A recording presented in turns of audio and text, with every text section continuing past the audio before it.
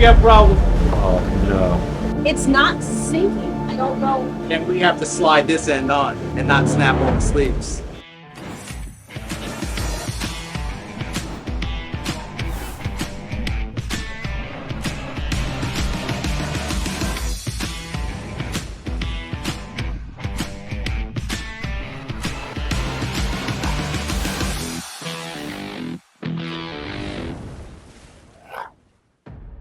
Let's face it, maintenance, it's key to keeping your coral and fish happy.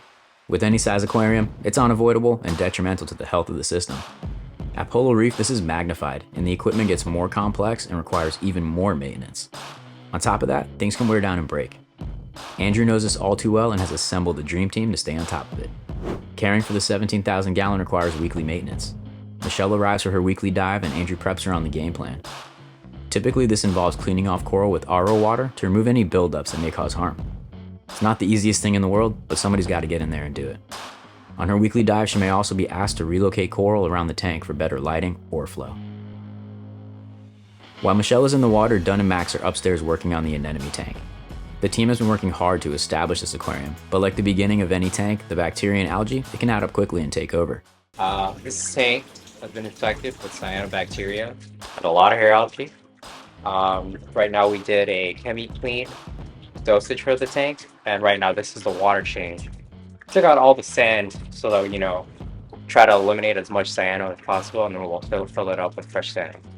Now this tank is connected to the 900, so the impact on the actual nutrients of the tank and bacteria won't be as detrimental as doing it for a single tank. Dunn and Max continue the battle today by taking a large step in removing the sand bed. Make sure you stay tuned for future episodes to see how this tank turns out. The day so far is running smoothly, but soon the team will be plagued with issues. Back downstairs in the 17,000 gallon, while Michelle is on her dive, the hose stops working and Yalcin has to quickly troubleshoot the issue to help fix the problem, which, in true Yalcin fashion, he does.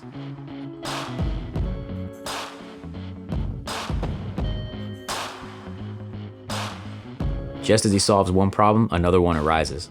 Andrew notices one of the probes in the tank is wedged between a rock. Yalcin puts on his cape again and jumps into action to dislodge the probe.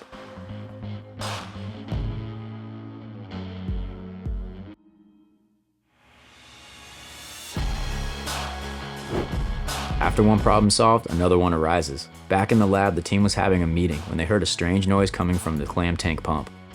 There's nothing at Polo Reef that can't be fixed. Instead of calling it broken, Joe quickly takes the pump apart to find out what the culprit is. He determines there's a piece of gravel stuck in the pump. He removes it, places the pump back together, and gets right back on with his day.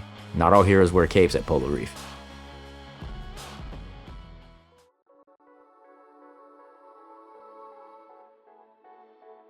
Keeping up with routine maintenance is incredibly important for any aquarium. Daily water testing can help paint a picture of what's going on in a reef system. To test all the tanks at Polo Reef, it takes roughly 3 hours and a lot of data entry. Yalcin does this daily, but today, he sees something he doesn't think is right. 0.06. That's what it is. The team gets together to discuss the water testing results. They seem to have found an issue with the phosphates in the 17,000 gallon tank. The team determines they should start with some routine maintenance and the GFO reactors. Maintaining proper phosphate levels in any reef system is incredibly important. High phosphate can be the cause of many different things, including excess feeding, or can be the result of using water from a poor water source. This can be harmful for coral growth, and it's very important to keep them in a proper range. This is where the GFO reactor comes into play. The reactor contains granular ferric oxide, or GFO, and it removes excess phosphate. The media inside the reactor needs to be changed regularly to keep it operating properly.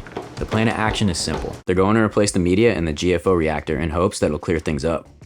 The average hobbyist will use 1 to 2 cups of media to maintain phosphate levels, but here at Polo Reef, things are always bigger. Polo Reef uses almost 15 gallons for the 17,000 gallon tank, and changing out the media is a huge task that the team is happy to attack with a smile on their face. They first remove the old media by pumping it out, catching it in a net, and discarding it into 5-gallon buckets. They then take apart the reactor and clean it out. From there, they'll replace the GFO with the fresh batch. But as usual, things happen, and in this case, things break. You see we got a problem.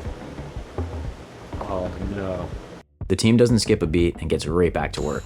Yalcin fills the reactor with new media and then reassembles it, while John fixes the broken PVC. The reactor is flushed and the team gets right back to work. The goal of this is that it'll help bring down the high phosphate readings. It's just another day at Polo Reef.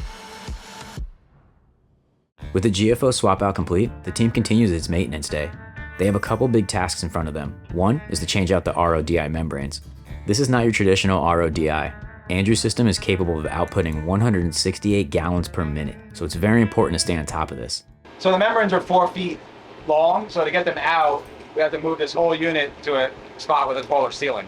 Because of the location of the RODI unit, the team installed the membranes on a rolling cart for easier access. Work smarter, not harder. The process takes a little bit of effort.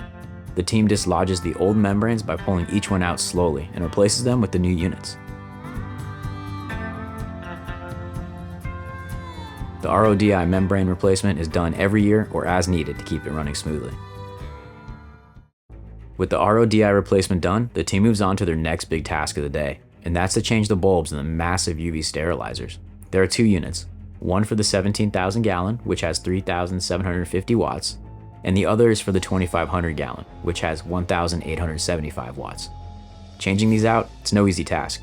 There's a lot that can go wrong, so the process, it's very delicate and Michelle works carefully to not break any of the bulbs.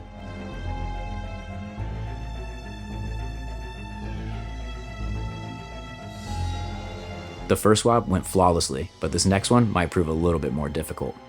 As Michelle removes the old bulbs from the sterilizer, she notices something wrong. The sleeve from the UV bulb broke inside the unit. This is not a good sign and will require a lot more work. We have a little bit of a problem with the UV for the 2500. There's a little leak, which has now turned into a major problem because there's a cracked port sleeve. The sleeve broke off inside of the UV part of it. So now we're going to dismantle the entire unit, remove the broken glass, and then reassemble it. The team wastes no time getting back to work.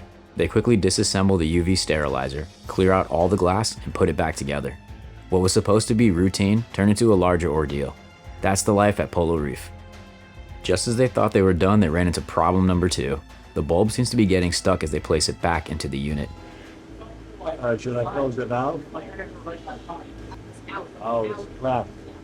At the front. I see what you're saying. It's below it, but it's not. Not what? It's not sinking. I don't know. Is it moving at all? Yeah. Can you work around it and not snap it, and when we take the whole thing off? Right. Then we have to slide this end on and not snap all the sleeves. Because once we loosen these, they're all going to fall. they're all gonna move, and this is gonna break no matter what. I'd rather clamp something to here that banks against those bolts. After discussing how to remove the bulb, Joe gives it one last go, and this time, he's successful.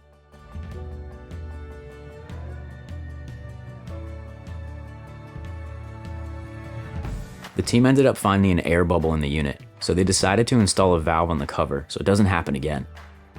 A little ingenuity goes a long way. There's no issue too large for the Polo Reef team. They seem to be able to handle anything. We removed the broken pieces of glass out of the unit. Now we're rebolting back on the front faceplate, and then we'll put a little bit of water in it and start putting the port sleeves in it. Then once the port sleeves are in, then we'll be able to put the lamps back in and then run it back on the system. With all the bulbs in and the unit secured, the day's finally over. What everyone thought would be a routine day turned into something a lot bigger. The behind-the-scenes maintenance that goes into caring for a reef system of this size, it's endless. The team might come in every day with a plan, but they must be flexible and able to deal with issues of all sizes. Polo Reef's dedication to a high standard of quality shows in the team they have built. Andrew surrounds himself with people dedicated to the hobby in hopes that it brings a good understanding of what it takes to be the best reef keeper. Thanks for tuning in, and we'll see you next time.